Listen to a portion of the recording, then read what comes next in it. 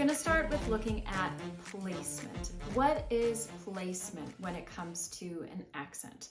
Well, placement of an accent is kind of like the home position of the mouth. It's all of the general movement and positioning of the muscles of your mouth in that accent. So whether the jaw is like relaxed and open, or maybe it's tight and clenched together, whether the tongue goes to the back of the mouth or maybe to the front or tends to be lifted. It's whether your lips tend to be pursed in the corners, relaxed, used a lot, or really, really chilled out and inactive. General American has a neutral mid-mouth placement. What does that mean? Basically, it means that most of our muscles are really chilled out. Your jaw kind of hangs there, your tongue is resting in the bottom of your mouth without a whole lot of tension in it, and your lips are nice and neutral. It's no surprise that this accent has a reputation for sounding a little bit neutral, because the muscles of the mouth, when you're doing a General American accent, are in their pretty neutral, relaxed position.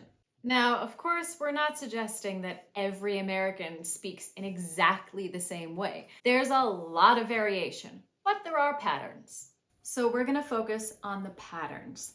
Think of it like this. If you want to play Beethoven on the piano, you don't start day one with Beethoven. You start by figuring out where your fingers need to move on the notes.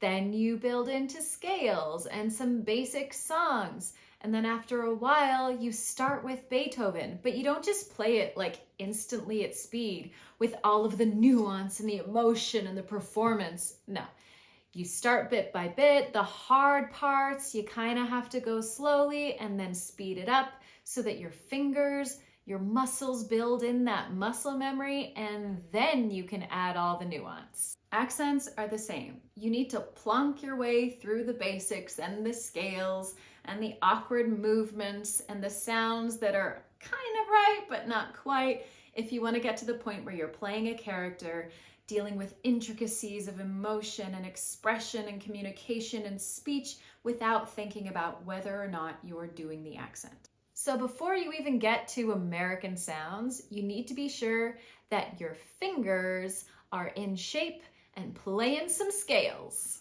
Your mouth needs to be in a neutral American placement in order for that Beethoven symphony to, you know what, the metaphor's over. A good metaphor is never over.